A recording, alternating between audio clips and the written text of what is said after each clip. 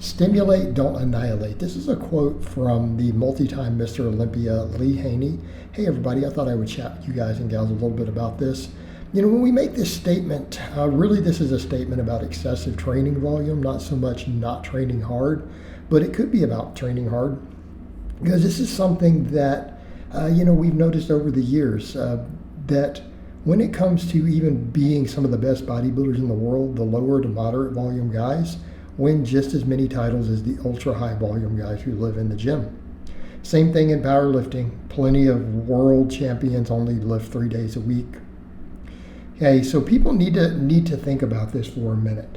If there was a clear advantage to massive amounts of training, just training like that all the time, those guys would win everything. In other words, if it gave a 5 to 10% advantage, like a 10% advantage, every single guy on the Mr. Olympia lineup, every guy winning every pro or world level natural bodybuilding show, most of the top power lifters, all these athletes would all be training for 3-4 hours a day, okay? If it actually offered an advantage. But what you find is that those ultra high volume people who train that way, they don't seem to win any more often than the other people do, okay? They don't seem to win any more often. But what we do see with a lot of it is more injuries, more burnout. We see the same thing when people just do endless amounts of drop sets and training beyond failure and all this stuff, right? This is what we see, but here's the reality. Most people, if they just train really, really close to failure, or they get to, muscle failure, and muscle failure, an example, this is muscle failure on this set of curls you see me doing right here. Watch these preacher curls in this video. I get to the last rep, it's grindy, and I have to strain through it, so then I slow down the eccentric a little bit, and then it just stops. I get to the bottom and I can't do a rep. That's it. That's what muscle failure means. You get people who say silly stuff, and that's what, even in studies, that's what they mean. They'll say silly stuff, well, you got to go to absolute failure. I'm like, well, what do you mean? Till you can't go anymore, even with someone helping you, or, rest pausing. It's like, that's not muscle failure. That's going beyond failure. Those are they're called the old school Weider intensity techniques. And quite frankly, they don't really seem to produce any more muscle growth. Maybe a little more off of a first set, but then you can't do as much work in a workout. So it's subject to a great deal of debate, but what they do is burn you out, beat you up, cause injuries. Okay? Injuries. Because what people are forgetting, and this is even what we're seeing in a lot of the literature, we can argue and make hypothetical cases for more volume. We can make hypothetical cases for more frequency. The problem is you don't necessarily really see it reflected either in the real world or in the data. And that's the problem with a lot of this, because again, exercise science studies are not very good. They have too small a sample sizes, a lot of bias in the research, but this is why you see such conflicting data, because the measurement difference between the advantage of doing the really high versus lower volumes is usually so small that it's a statistical anomaly. Individual genetic variation can matter. That's why you see so many studies on the opposite end saying one is better than the other. Well, what people need to remember is that they would all be consistent. If there was a clear marked advantage, so what does that tell you?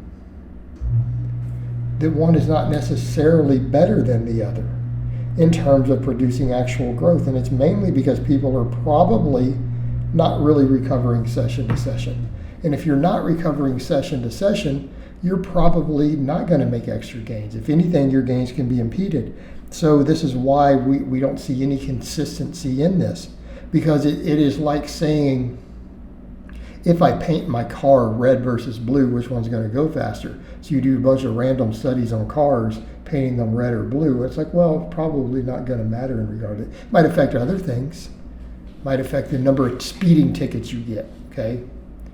For example, police officers are more likely, there's studies on that, more likely to pull over a red car.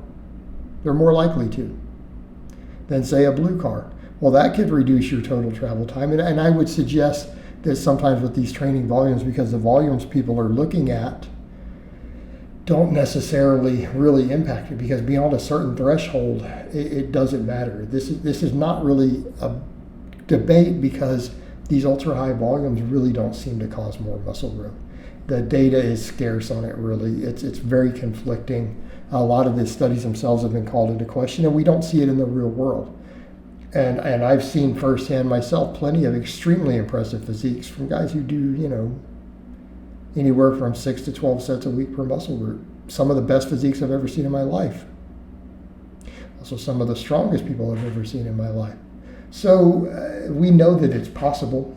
And here's my problem with all of this. That's why I say stimulate, don't annihilate. I've had a lot of clients who came to me who were doing way too much volume, over 20 sets a week, completely stalled, making zero progress for months and months and months on end. I cut them way back to reasonable amounts. Say, let's do, maybe 10 sets a week per muscle group. Quality sets, let's focus on set quality, training really hard, not trying to go extreme with it. We're not doing bunches of rest pause and all this, right? Not doing triple drop sets. We're just doing sets real close to failure at a failure. Do 10 sets. Magically, what happens? They start making gains. Even if they haven't made any gains in a year, 6 months, whatever it is. 6 weeks later, they're bigger and stronger. They're making progress again. Okay? And I've seen it pretty consistently. And so just because of those observations, and even the data doesn't really show the advantage, because you get different studies showing different outcomes.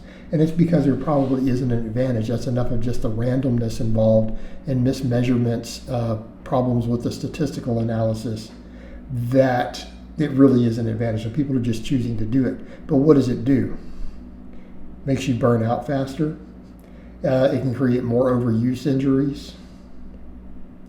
Okay, and overuse injuries for being required to deload sets you back.